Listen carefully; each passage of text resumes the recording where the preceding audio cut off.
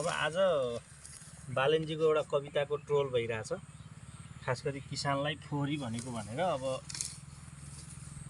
यो माटोसँग खेल्ने मान्छे फोहोरी हुँदैन बालन साहब।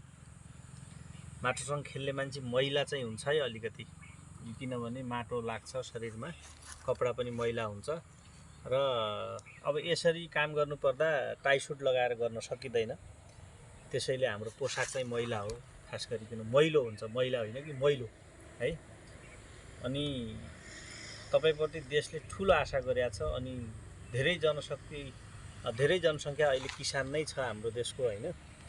त्यसैले किसानलाई फोहोर भन्नुभएको हो कि या त्यो के अर्थ हो त्यसको स्पष्टीकरण तपाईँले दिनै पर्छ। र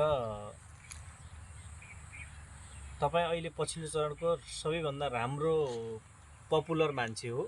तपाईप्रति देशले जनताले ठुलो आशा गरेको छ।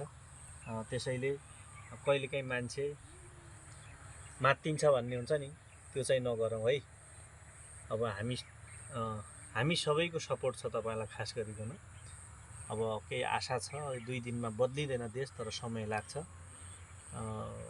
हामी माटोसँग खेल्ने मान्छेलाई अलि सम्मान गरिदिनु होला, फोहोरी चाहिँ नभनिदिनुहोस् है। हस्, धन्यवाद।